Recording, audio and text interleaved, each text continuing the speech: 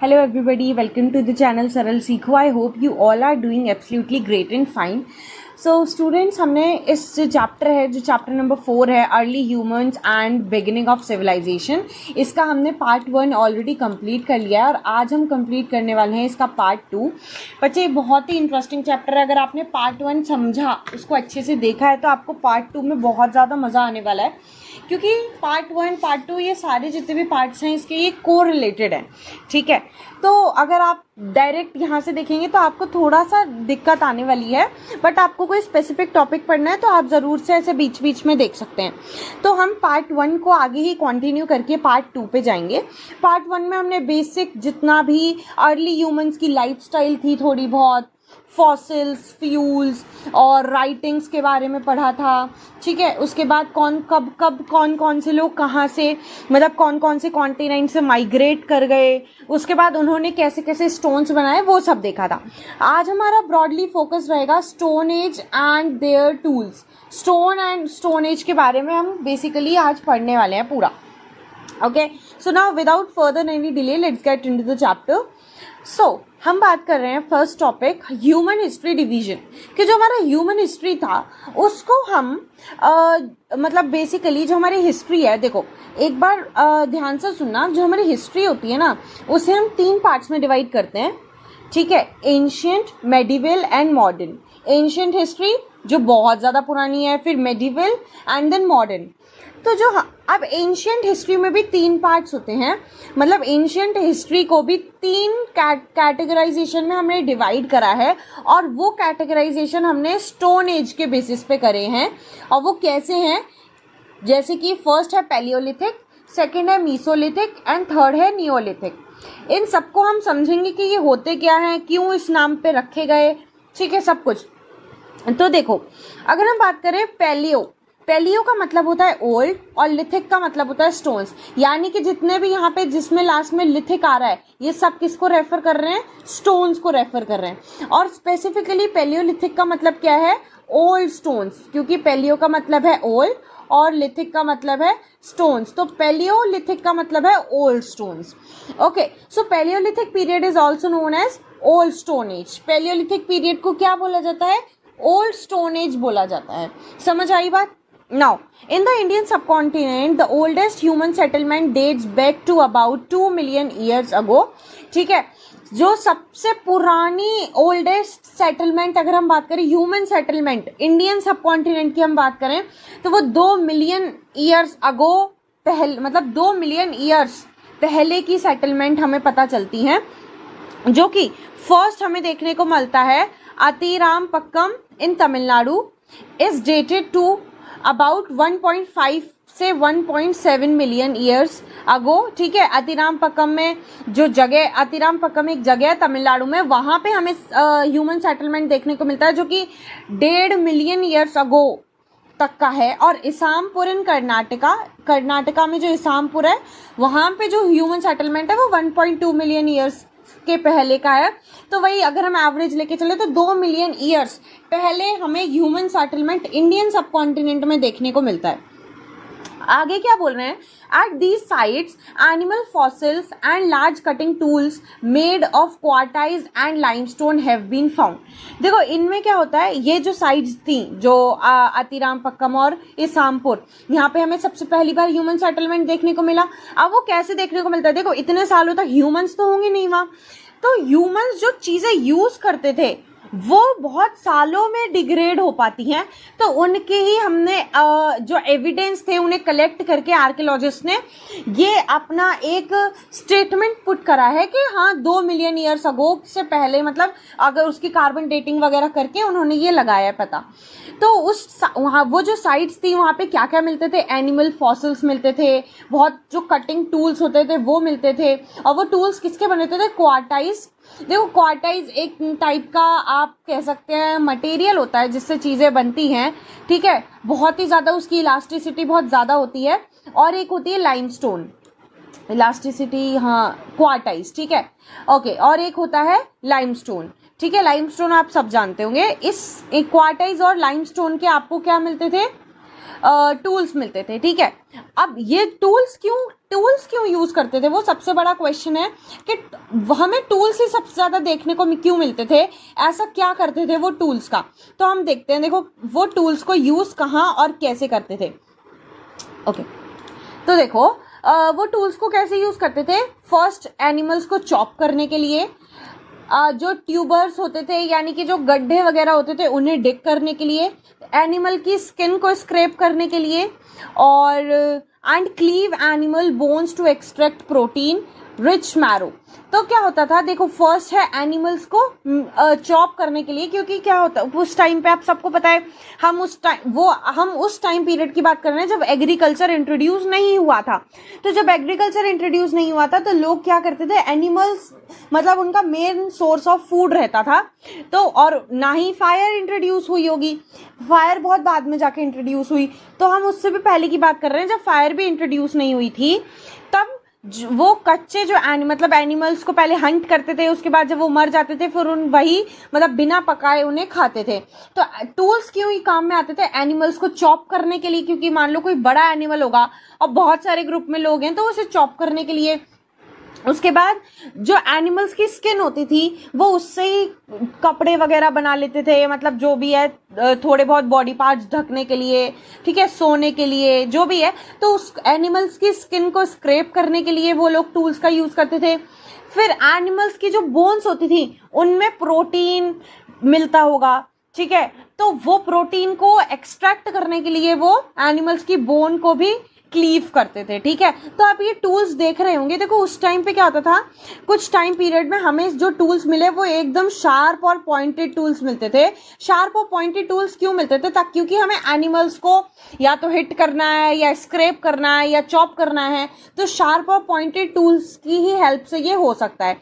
तो देखो यहाँ क्या लिखा है, cleaver and hand axe dating about 2, मतलब ये जो पत्थर मिले इनकी जब हमने डेटिंग रिसर्च वगैरह करी तो ये 1.5 मिलियन के आसपास पुराने ये पाए गए थे। ये इंडिया के ही स्टोन्स का डेटा है, ठीक है।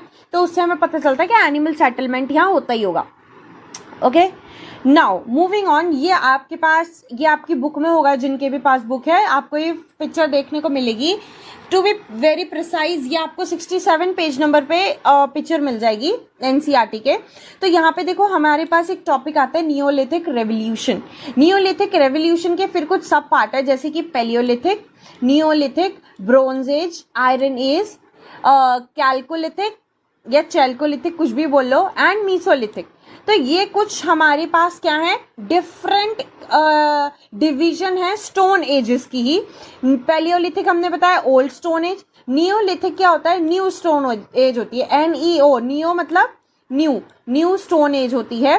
फिर उसके बाद ब्रोंज एज आती है, एक आयरन एज आती है, फिर कैल्कोलिथिक जहाँ पे कॉपर और स्टोन एज दोनों मिक्स होती है, और एक मीसोलिथिक आती है।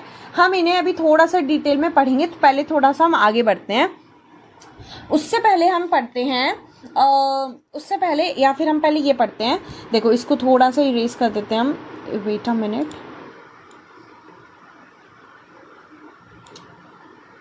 ओके, देखो पैलियोलिथिक की अगर हम बात करें तो hunting and gathering lifestyle, use of simple stone tools. Palaeolithic age में क्या होता था कि हंटिंग और गैदरिंग होती थी, मतलब मारते थे जानवरों को, साथ में खाते थे, साथ में मारते थे, शिकार करते थे। और सिंपल टूल्स का मतलब वहां पे इतना लॉजिकल मतलब इतनी इंटेलिजेंसी उन लोगों में नहीं आई थी उस वक्त तक कि वो बहुत ज्यादा शार्प टूल्स बनाए ताकि हंटिंग अच्छे से हो जाए, तो सिंपल टूल्स का यूज करते थे वो। उसके बाद अगर हम नियोलिथिक की बात करें तो shifting from hunting gathering to agriculture. Neolithic में क्या हुआ, हंटिंग गैदरिंग से वो किस पे शिफ्ट हो गया, एग्रीकल्चर पे। सेटल्ड लाइफ आ गई। सेटल्ड लाइफ का मतलब क्या होता है कि पुराने टाइम में ना वो लोग क्या करते थे कि एक स्पॉट पे गए, वहां पे उन्होंने एनिमल्स का शिकार करा, वहां के जितने भी नेचुरल रिसोर्सेज थे, पेड़ वगैरह, पत्तियां वगैरह, जितना भी, उसको यूज करा। एक टाइम के बाद जब उनको यूज करना मतलब उनका जो यूसेज था वो फुलफिल हो गया, या फिर जितने भी उन्हें नेचुरल रिसोर्सेज उस टाइम पे दिखते थे वो सब खत्म हो जाते थे तो वो फिर दूसरे स्पॉट पे जाते थे, तो वो ऐसे ट्रैवल करते रहते थे। पर नियोलिथिक स्टोन एज में क्या हुआ, मतलब न्यू स्टोन एज में क्या हुआ कि वो सेटल्ड लाइफ जीने लगे, यानी कि जब वो एग्रीकल्चर करने लगे तो उनको फूड के लिए या कोई भी और रिसोर्सेज के लिए इधर उधर ट्रैवल नहीं करना पड़ता था। वो एग्रीकल्चर से ही अपना जो था जो अपना लाइवलीहुड चला लेते थे, तो इसलिए उनकी लाइफ जो थी वो सेटल्ड हो गई। उसके बाद डोमेस्टिकेशन करने लग गए थे वो एनिमल्स का, और टूल्स जो थे वो भी पॉलिश्ड और शार्प बनने लग गए थे। तो Neolithic is kind of a quite drastic change जिसमें देखने को मिलता है हमें, वो था बेसिकली। ये जो माइंड मैप है ना, इससे आपको याद रह सकता है कि आपको हर एक चीज रटने की जरूरत नहीं है और बहुत ज्यादा डीपली पढ़ने की जरूरत नहीं है इतना। बाकी हम सबको और डिस्क्रिप्टिवली पढ़ेंगे, ऐसा कुछ भी नहीं है। नाउ अगर हम बात करें ब्रोंज एज की, तो ब्रोंज एज में क्या होता था, सबको पता है ब्रोंज, ठीक है। तो डेवलपमेंट ऑफ ब्रोंज मेटलर्जी, मतलब ब्रोंज पहले मिला फिर उसकी मेटलर्जी करी गई, तो मतलब उसको हमने ऐसा नॉर्मलाइज कर दिया उसका यूज करना। तो क्योंकि अब ब्रोंज एज कैसे पता चला कि वो ब्रोंज एज था, तो जब आर्कियोलॉजिस्ट ने देखा होगा कि एक टाइम तक यहाँ पे पत्थर मिल रहे थे, कार्बन डेटिंग करी, ये जितने भी पत्थर थे वो एक टाइम पीरियड के ही हैं। फिर कुछ टाइम के बाद वहां पे ब्रोंज के बनी हुई चीजें मिलने लगी और वो सारी चीजें एक टाइम पीरियड में ही आ रही थी। तो हमें पता चल गया अच्छा तो इस टाइम पीरियड के बाद ब्रोंज आया होगा, ताकि फिर ब्रोंज एज मतलब जितना भी ब्रोंज की चीजें हैं वो इस टाइम पीरियड से आगे चलने लगी। आई होप आप लोग समझ पा रहे होंगे। नेक्स्ट आता है मीसोलिथिक। मीसोलिथिक में माइक्रोलिथिक यानी कि छोटे छोटे जो टूल्स होते थे उनका यूज होने लगा। मीसोलिथिक एक फेज है जहां पे हंटिंग गैदरिंग और एग्रीकल्चर में ट्रांजिशन चल रहा था। ध्यान से सुनना, एक बार यहाँ पे बताते हैं। जो पैलियोलिथिक था, थोड़ा सा अच्छा यहाँ पे सुनो, जो पैलियोलिथिक था उसमें हंटिंग एंड गैदरिंग चलता था। उसके बाद पैलियोलिथिक से एग्रीकल्चर में आने में जो ट्रांजिशन देखने को मिला वो हमें मीसोलिथिक में देखने को मिला। जो ट्रांजिशन देखने को मिला हमें, ट्रांजिशन, ठीक है, थोड़ा सा उसको समझ लेना बच्चे। जब प्रॉपरली हंटिंग एंड गैदरिंग से हम एग्रीकल्चर पे आ गए प्योरली, मतलब हमने एग्रीकल्चर ऑप्ट कर लिया, तो उस टाइम पीरियड को हम कहने लगे नियोलिथिक। मतलब जब ट्रांजिशन चल रहा था दोनों के बीच में, मतलब धीरे धीरे कुछ लोगों ने ऑप्ट कर लिया एग्रीकल्चर, कुछ अब भी हंटिंग गैदरिंग कर रहे थे, तो उसे मीसोलिथिक बोला गया। और जब प्योरली एग्रीकल्चर ऑप्ट कर लिया तो उसे नियोलिथिक बोला गया। और बिल्कुल किसी ने भी एग्रीकल्चर ऑप्ट नहीं करा तो उसे पैलियोलिथिक बोला गया। आई होप आपको ये समझ आ गया होगा। अगर थोड़ा सा भी मिसकंसेप्शन है तो आप एक बार वीडियो को रिवाइंड कर लीजिएगा। ओके, नाउ कैल्कोलिथिक की अगर हम बात करें तो कॉपर एंड स्टोन एज, वही सेम ब्रोंज जैसा कि हमें यहाँ पे फिर कॉपर के टूल्स दिखने लगे। कॉपर को एक्सट्रैक्ट, मेटलर्जी यानी कि क्या, कॉपर को जमीन से एक्सट्रैक्ट करना, basically metallurgy, extraction and shaping of metal objects and artefacts. उसके बाद आयरन एज, फिर आयरन की मेटलर्जी शुरू हुई, है ना, और आयरन स्मेल्टिंग वगैरह भी काम होने लगे, आयरन के टूल्स मिलने लगे। और थोड़ी जब आयरन मिलने लग गया तो थोड़ी एडवांस हो गई सोसाइटी। अभी हम पढ़ेंगे कैसे क्या, ठीक है, एक टाइम के बाद।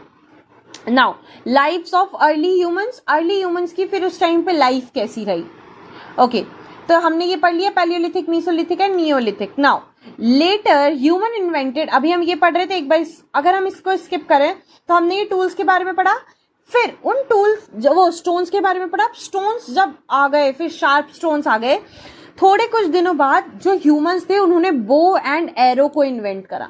आई होप बो एंड एरो, तीर कमान जो होता है सब जानते होंगे, बो एंड एरो का इन्वेंशन हुआ, as well as parallel sided blade and micro blade tools made from rocks with glassy texture. ठीक है, मतलब पैरेलल साइड ब्लेड नहीं होते जिसमें मतलब ऐसे कुछ मान लो स्ट्रक्चर होता है, यहाँ पे भी ब्लेड होता है, मतलब यहाँ पे भी इस साइड भी शार्पनेस होती है उसकी और इस साइड भी शार्पनेस होती है, तो वो ब्लेड मिलने लगे हमें, शार्प मतलब चीजें। आप समझ पा रहे होंगे कि शार्प चीजें क्यों मिलती हैं, क्योंकि उन्हें एनिमल्स के साथ वो करना है। तो पैरेलल साइडेड ब्लेड मिलने लगे, माइक्रो ब्लेड टूल्स भी मिलने लगे, मतलब जो बारीक चीजों को काटने के लिए टूल्स काम में आते हैं ना, वो चीजें भी हमें यहाँ पे मिलने लगी। ठीक है, तो उनसे हमें पता चलता है के माइक्रो ब्लेड टूल्स भी मिलने लगे उसके बाद। और माइक्रो ब्लेड टूल्स भी कैसे होते थे, रॉक से बने हुए होते थे और उनका बहुत ज्यादा ग्लासी टेक्सचर होता था, मतलब एकदम चमकना नहीं, very sharp and freshly made जिसे हम बोलते हैं, मतलब एकदम ग्लासी स्ट्रक्चर है, नहीं अभी अभी फ्रेशली बना हुआ हो। ओके आगे हम पढ़े तो मतलब इससे हमें पता चलता है कि वो लोग स्मॉल जो एनिमल्स होते हैं ना, गेम एनिमल्स, बिल्कुल छोटे छोटे इंसेक्ट, उनकी भी हंटिंग करते होंगे, तभी उनको माइक्रो ब्लेड वगैरह की जरूरत पड़ती थी।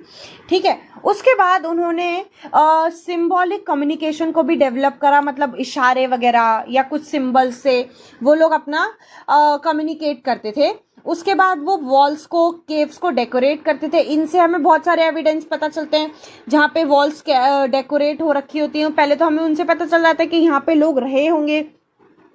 ठीक है, जहां पे वो रहते थे उसे पेंट वगैरह करते थे।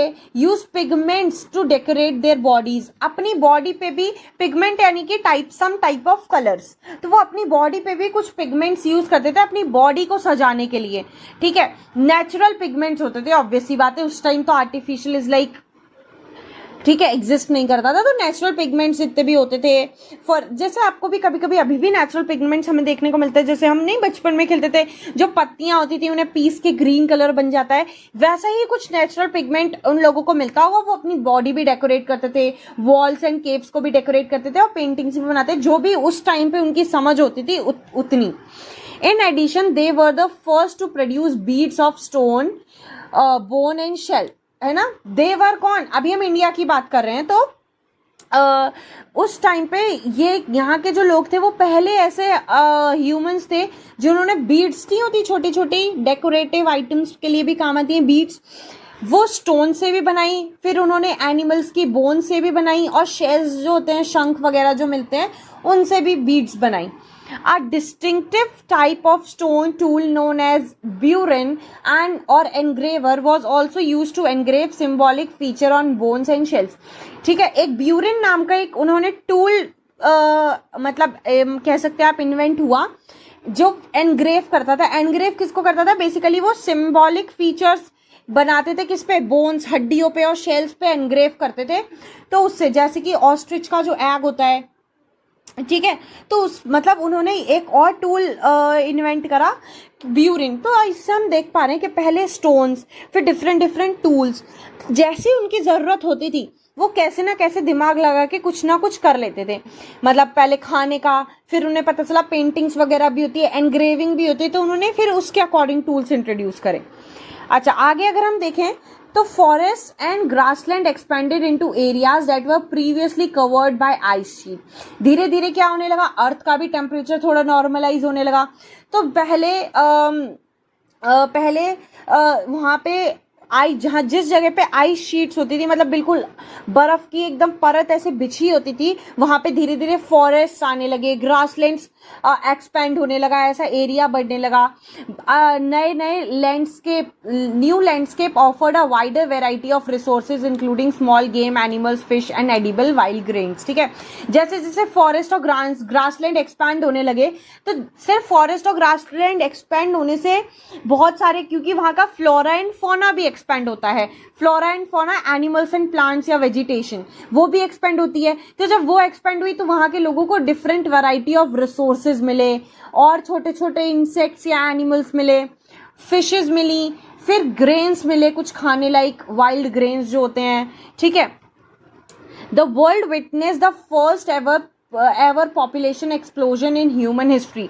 ठीक है, और उसी टाइम पीरियड की बात है जब पूरी दुनिया ने पहली बार ह्यूमन पॉपुलेशन का एक्सप्लोजन एक्सपीरियंस करा। बेसिकली एक पॉपुलेशन आई, फिर उसके बाद मतलब इससे हमें पता चलता है कि उस टाइम पे लोग जो है वो रिप्रोड्यूस करना भी सीख गए थे। ठीक है, तो वहां पे हमें पहली बार फर्स्ट एवर पॉपुलेशन एक्सप्लोजन हमें देखने को मिलता है।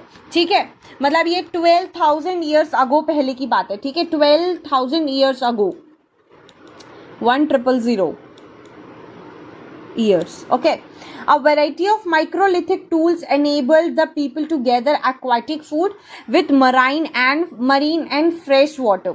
ठीक है, फिर माइक्रोलिथिक टूल्स जो होते थे ना, बिल्कुल छोटे छोटे माइक्रो ब्लेड वाले टूल्स जो होते थे, उससे वो एक्वाटिक फूड को भी गैदर करने लगे, ठीक है, और मरीन वाटर से भी और फ्रेश वाटर से भी। मरीन वाटर जहाँ पे एक्वाटिक स्पीशीज रहती हैं, और फ्रेश वाटर यानी कि जो रनिंग फ्लोई वाटर होता है, रनिंग वाटर।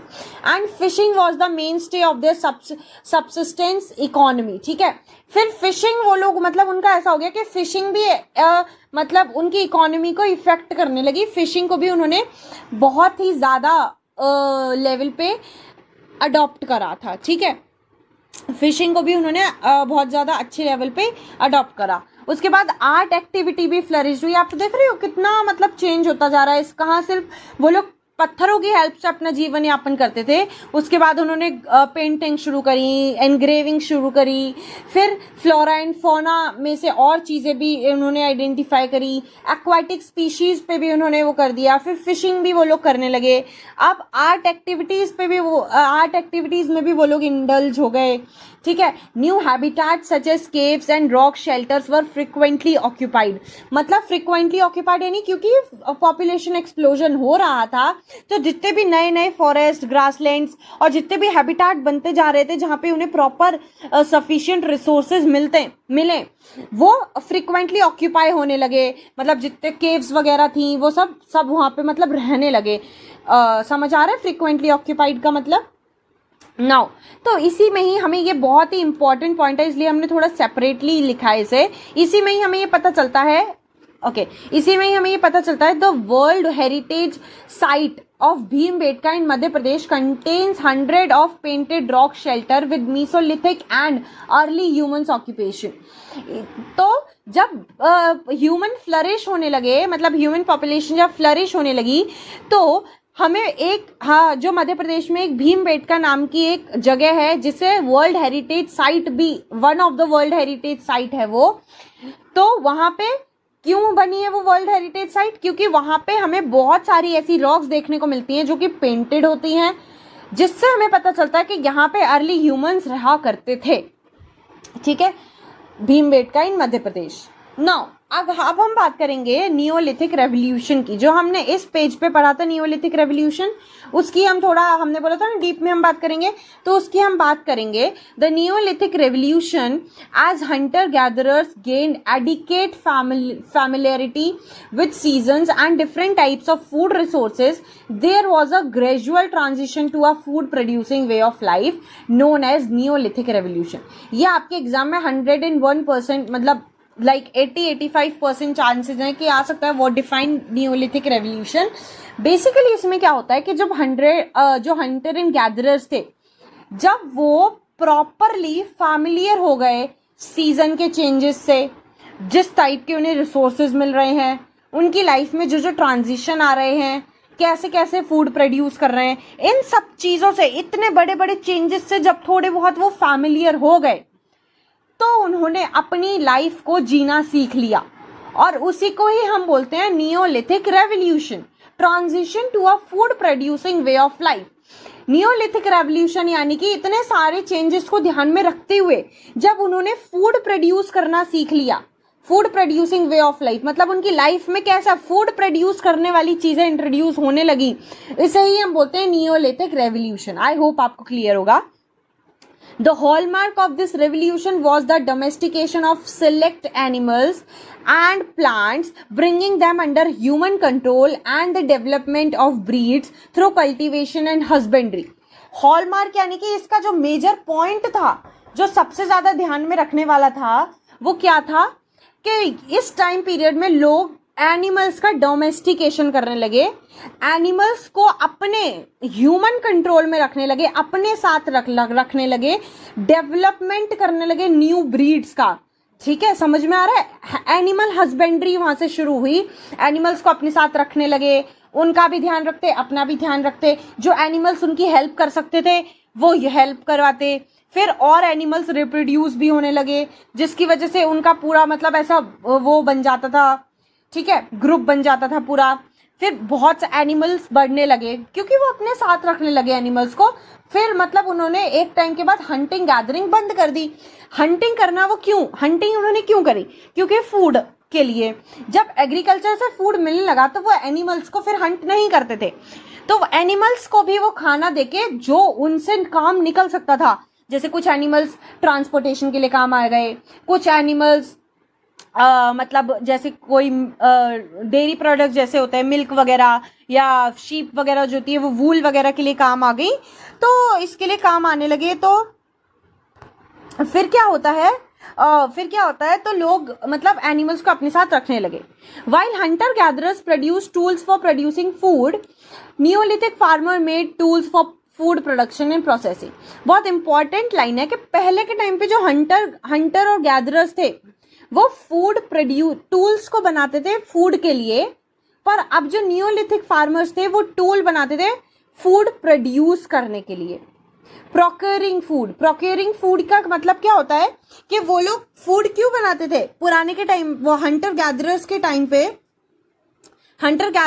टाइम पे जो लोग थे वो टूल्स क्यों बनाते थे, एनिमल्स को मारने के लिए, ठीक है, उसके बाद मतलब ताकि उनका फूड बन जाए, ठीक है।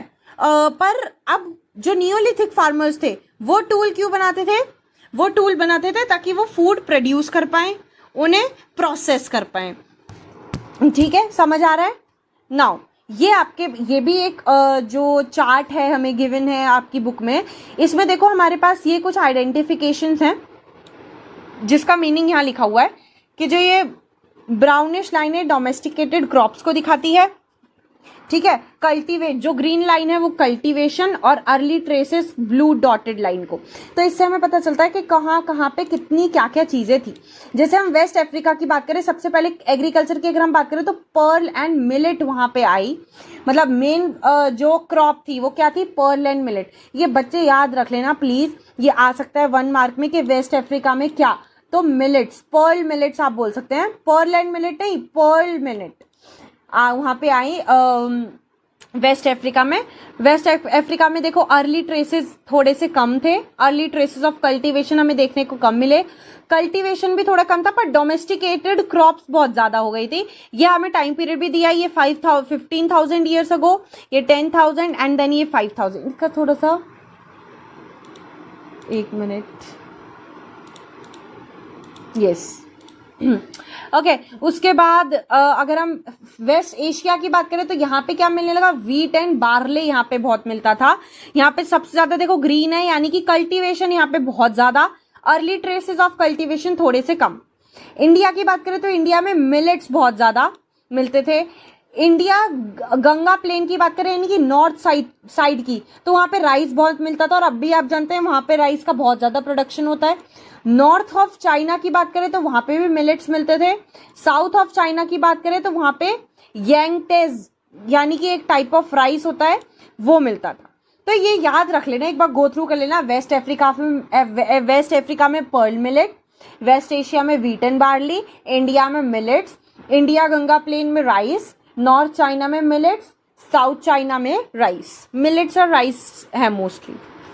अच्छा, आगे अगर हम बात करें नियोलिथिक पीरियड इन इंडियन सब कॉन्टिनेंट, तो हमने ये पढ़ लिया वर्ल्ड हेरिटेज साइट के बारे में। आगे बैठ देखो, it was also the earliest agricultural village dating back to 7,000 BCE।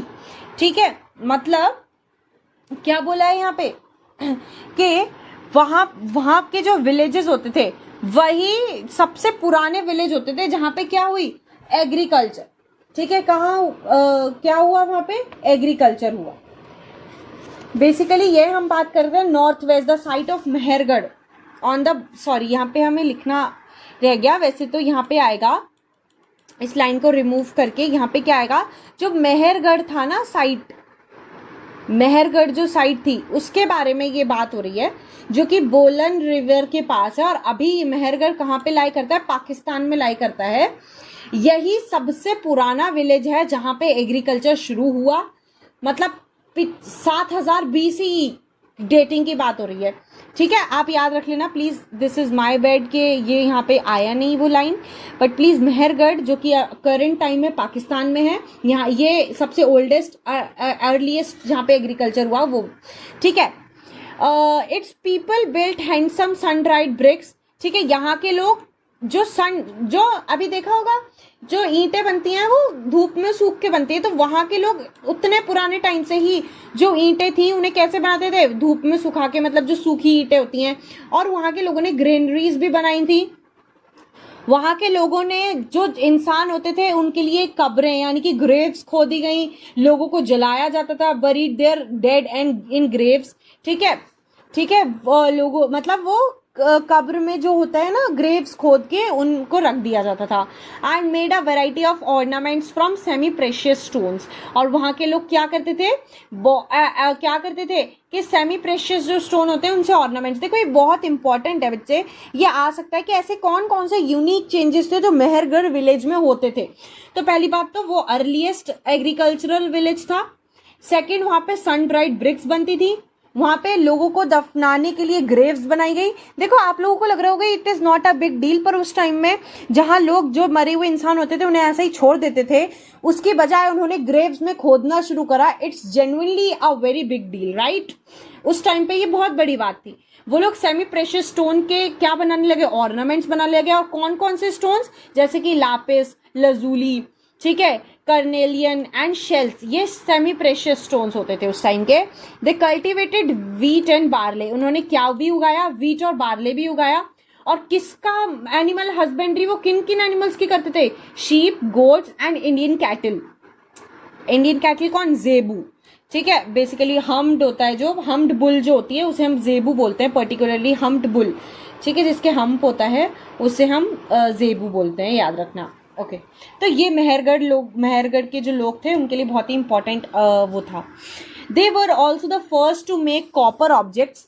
यही मेहरगढ़ बच्चे बहुत इंपॉर्टेंट है, क्योंकि यही लोग फर्स्ट थे जिन्होंने क्या भी बनाए, कॉपर के ऑब्जेक्ट्स भी बनाए।